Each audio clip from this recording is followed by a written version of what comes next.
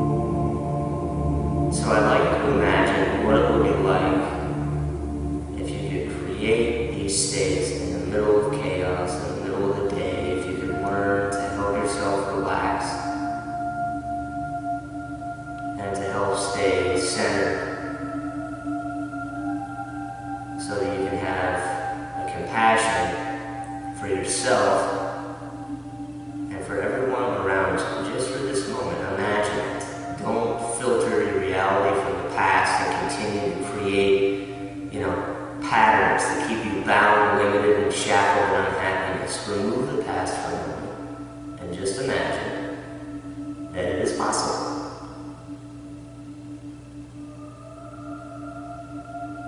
And let yourself believe it. Just for this split seconds, a little exercise here, just to see what it would be like to open your mind, to break free from that prison, so that when you're outside like a Cat Wilbur, staring at the squirrels, so that you can just push open the door and walk out, so that you can actually enjoy the day, enjoy this world, and as your mind tunes into those gentle vibrations of peace and happiness and love, you draw that into your life. And as you draw that into your life, on the other side of the coin, old systems in your mind and beliefs begin to die. And this is where the pain comes in, because old systems of beliefs and old behaviors and old defects that no longer serve you, they begin to fade away. And a lot of times this includes relationships. This includes a lot of things that keep you bound and keep you shackled down into a low vibration to where you don't really get to experience the beauty of who you are.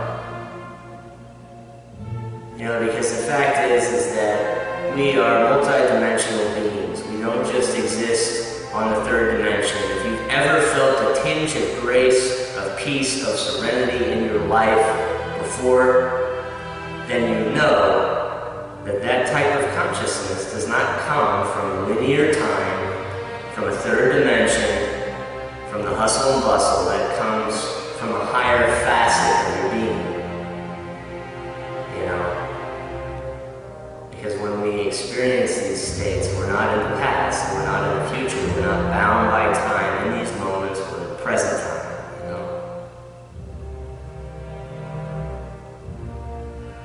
So a lot of you, I believe, are here in this world at this time to help facilitate a big shift in consciousness. And I don't mean that, you know, we're world saviors or that we're something special, because it has nothing to do with that. But some of us came here and we had awareness that was very, very clearly and overtly different than the norm. And we had it at a young age. If you're watching this video, you most likely can resonate with that to a certain extent, okay? And in my belief, truly it's not a belief, it's happening. There's a powerful war going on. And, you know, you'll go about your day and a lot of people won't accept this, and that's fine. They can continue to kind of be in that spot. But I'm telling you right now, I have a lot of experience with these concepts, and there is a war going on, but this is a war of consciousness. It's not a war with guns and weapons. You know, in all the sacred texts, go back to the Mayans, go back to the Bible and Revelations, and the Tibetan Book of the Dead, you'll see that eventually the time will come when they say the gods will come down, right? Well, it doesn't really matter how you view that. You can view that as, you know, extraterrestrials like the Anunnaki coming down, and, you know, or you can view that as the gods flowing through us. You know? But the fact is that we are at a T in the road. You know, if you believe in astrology, 26,000 years, we're shifting into the age of Aquarius now.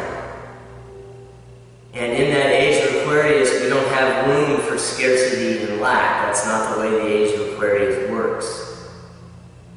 And because of that, there have been certain energies that have been on this planet for a very long time that have kept humanity kind of bound in darkness. And the majority of people will smirk and they'll kind of laugh at this and say, I know everything. It's all about, you know, science, and it's all about, you know, the basic facets. Let's get real here. And I'm not here to prove anything to anybody. So people can choose, you know, what they want to believe. My question to you would be, is what you're choosing to believe serving your reality Is it serving your world? Who are you? You know, what's your purpose here? You know, is it your occupation? You know, if someone is a doctor, I ask them who they am. You know, who are you? And they say, oh, I'm a doctor, I'm a neurologist. Is that really who that person is?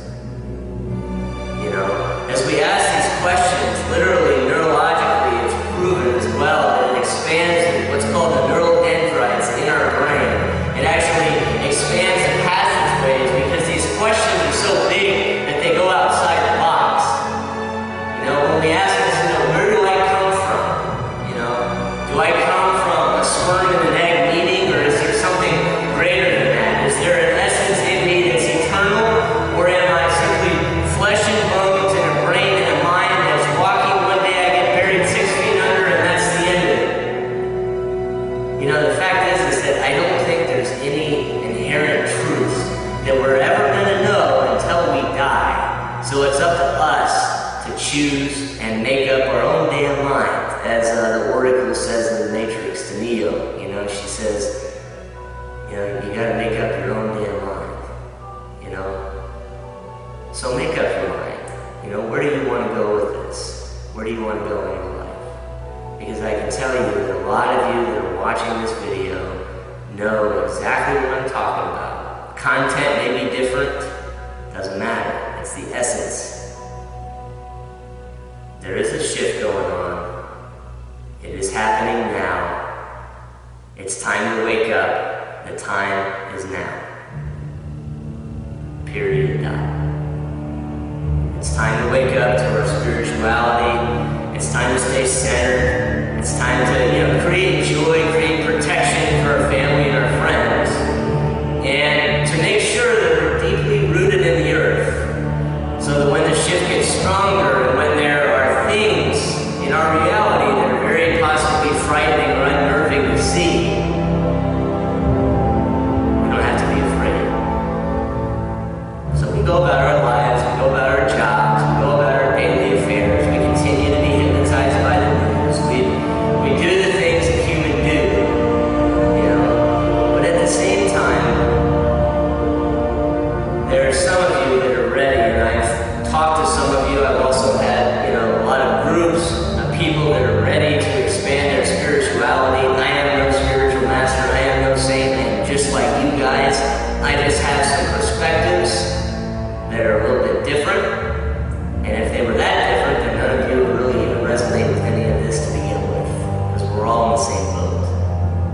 You know, so it takes courage to stand in your truth, especially when the majority of people, every single belief system that they have will be threatened by a doctrine of spirituality